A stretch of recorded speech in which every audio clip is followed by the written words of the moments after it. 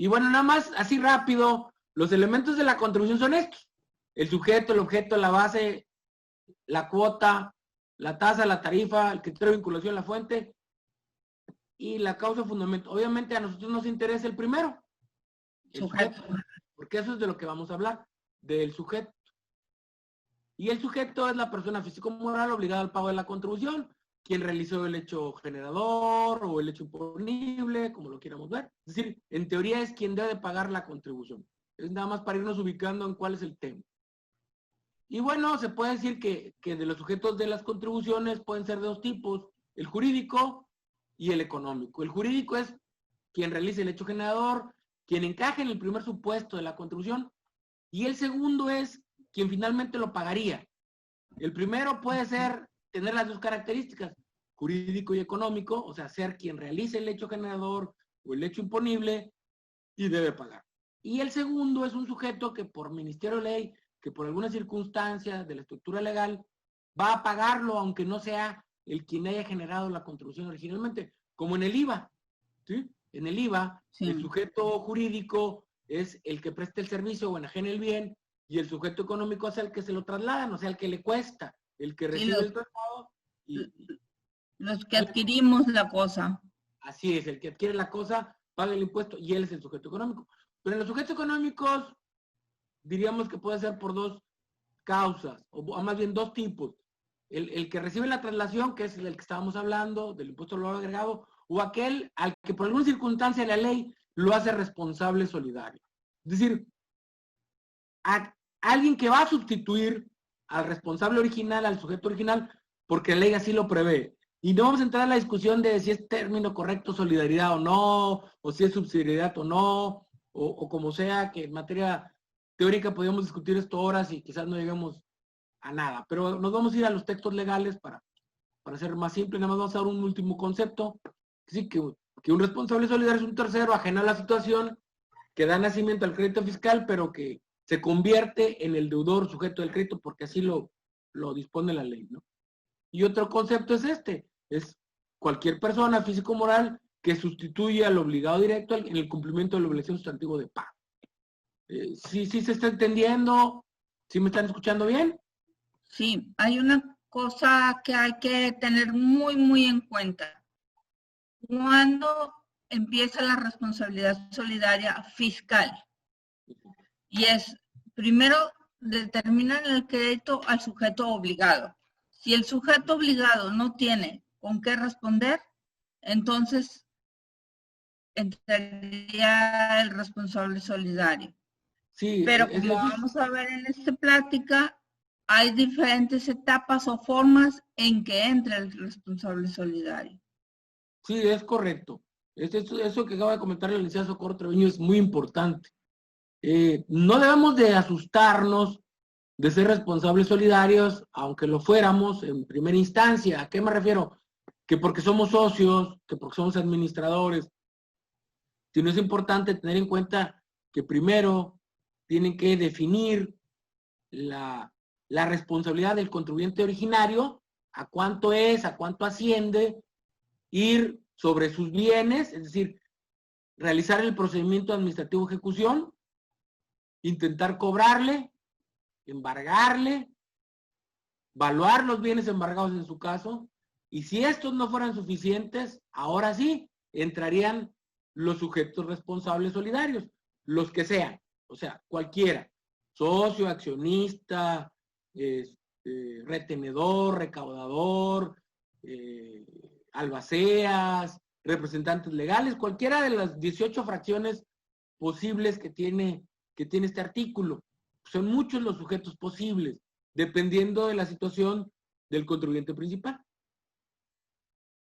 Y bueno, ahora sí vamos el código nos dice que son responsables solidarios con los contribuyentes.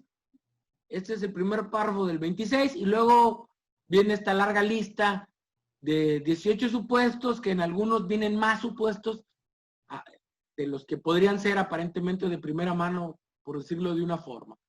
Uno de estos primeros supuestos, y aunque no era el tema original, por la importancia que tiene, creo que vale la pena señalarlo, son los retenedores y las personas que deban recaudar. la contribución a quien la ley se imponga este tributo, ¿no? Y serán responsables solidarios con el contribuyente. Hasta por el monto de las contribuciones. Aquí es importante, ¿no? Los retenedores y las personas a quien la ley le imponga la obligación de recaudar las contribuciones a cargo del contribuyente hasta por el monto de dicha contribución. Y ponemos ahí abajo, a manera de ejemplo, los patrones, los patronos, los notarios y otros sujetos, algunos representantes legales, todos ellos son responsables solidarios. ¿Por qué lo ponemos? Porque más adelante, y espero que nos dé tiempo, vamos a ver el contenido del artículo 6º del código, que es un artículo muy importante porque establece una serie de situaciones concretas que inteligentemente aplicadas podrían beneficiar a los retenidos, aunque esto suene raro, pero eso lo veremos más adelante. Pero es importante tener presente, por ejemplo, los patrones son responsables solidarios con sus trabajadores, o los asimilados, los que pagan asimilados son responsables solidarios con los sujetos a los que les pagan. Y luego tenemos nada más las personas que están obligadas a efectuar pagos provisionales por cuenta de los contribuyentes, hasta por el monto de dichos pagos, y aquí también podemos hablar de los, incluso por ejemplo de los coordinados, el que administra la coordinación o el coordinado de transporte es el que puede pagar, si así se decide, por nombre y cuenta de sus coordinados, pero los coordinados responden también por él como responsables solidarios. Entonces, más para tenerlo presente. Repito, si en el Inter hay alguna pregunta, algo que quieran comentar, bueno o malo, lo pueden decir con toda confianza. Y ahora sí vamos a ver un tema que va más enfocado a lo que era el tema central de esta plática, ¿no? Este es el texto así íntegro de esta fracción tercera, que habla de liquidadores y síndicos, y en el segundo párrafo nos habla de cualquier persona que administre en realidad una negociación, que administre una persona moral, ¿sí? Y aquí lo segmentamos para dejarlo más claro. Dice que son responsables solidarios los síndicos y los liquidadores y síndicos por las contribuciones que debieron pagarse a cargo de la sociedad en liquidación y quiebra, así como de aquellas que se causaron durante su gestión. Y aquí es importante establecer que si leemos este texto tal cual, son responsables de todas las contribuciones generadas por la sociedad en liquidación o quiebra. Es decir, de las que sucedieron antes de su gestión y de las que se están presentando durante su gestión. Digo, salvo que la licenciada Socorro tenga una opinión distinta, pero esa es la lectura de su servidor. ¿Sí? Es lo que dices. Es lo que... Ahora bien. Disculpa, una pregunta. Si hubiera una contribución, vamos a empezar con una empresa en liquidación, es ahorita el 2020. Si hubiera una contribución omitida de hace 3 años, que nunca fue de conocimiento del liquidador o síndico, aún así sería un responsable solidario por la redacción de ese párrafo. Exactamente, ese es el gran problema de los síndicos y los liquidadores. Diríamos que ese es el mal negocio. Como dice, ganaron la rifa del tigre por eso. ¿Perdón? Como se dice, se ganaron la rifa del tigre. Exactamente. Este es un tema que puede dar pie a la constitucionalidad o no del precepto, porque ¿cómo voy a saber yo los muertos que estén en el closet si yo solo estoy en la sala de la casa y no en la recámara, verdad? ¿Sí? O sea, yo no construí la casa, yo no sé qué hay allá, ¿por qué voy a ser responsable? Sin embargo, aquí imagino que la razón de ser de esta redacción o de este texto es la hacienda pública, el fisco, el SAT, quiere tener a alguien como garante de pago de los pecados cometidos antes de, ¿sí? O sea, aquí es cierto que tú estás liquidando, es cierto que tú no sepas qué hicieron antes. Y esto lo platicábamos en el sexenio pasado, cuando teníamos muy buenas relaciones con el área normativa. Todas las tenemos, pero no al nivel que las teníamos antes. De que era complicado para un liquidador, para un síndico de una quiebra, pues saber qué había antes, ¿sí? O sea, no es que no lo pueda saber, es que es difícil saberlo porque está muy supeditado a la información que le da la administración anterior o las administraciones anteriores, porque pudo haber cambiado más de una vez de administradores, de consejo de administración, de administrador único. Entonces, el síndico o el liquidador está en una situación, diríamos que de indefensión o de inseguridad jurídica. ¿Cómo saber qué hicieron o qué no hicieron? Él tiene la documentación, él puede tener información, pero ¿hasta qué punto es fidedigna esa información? ¿Hasta qué punto los balances están al 100? ¿Hasta qué punto no hay algún acomodo impropio de algún acto, alguna contribución no pagada, no reconocida incluso? ¿Sí? Porque también no podemos dejar de reconocer que contablemente y fiscalmente hay cosas que se pueden interpretar de más de una forma y puede tener más de un alcance. Y lo que para mí era un hecho no grabado, ya es exento o no objeto en un momento dado, para alguien puede serlo, para la autoridad principalmente. Y la autoridad puede decir, no, es que esto sí era grabado y me debes tanto, y como no está en los bienes de la quiebra o de la liquidación, tú, mi querido liquidador síndico, pues pásale a la catafixia, como diría el inmortal Chabelo, ¿no? Sí. ¿Sí? ¿Alguna otra duda por ahí? Por eso es muy importante la lectura adecuada de lo que diga la ley. A veces nos quedamos con ideas que nos comentaron. Mande, adelante, adelante. Edgar, perdón, una pregunta. Siguiendo la redacción de ese primer párrafo, mencionan primero a los liquidadores y síndicos por las contribuciones que debieron pagar. ¿Que debió pagar quién? ¿La empresa en su momento o los liquidadores? La sociedad. Porque la empresa. Los sujetos a que se refiere la redacción de ese primer parrafito de 2 renglones arranca diciendo los liquidadores y síndicos por las contribuciones que debieron pagar. Pero los liquidadores y síndicos son responsables solidarios. Ajá, que debieron pagar a cargo de la sociedad en liquidación o quiebra. Ahí está claro. La sociedad en liquidación no quiebra. ¿Cómo va esta quiebra? Es toda una frase, no la partas. Sí, es toda. Por eso. Sí. Por eso es importante. O sea, ellos son responsables solidarios en la quiebra, en la liquidación. ¿Y quién debe haber pagado? La sociedad que esté en quiebra o liquidación.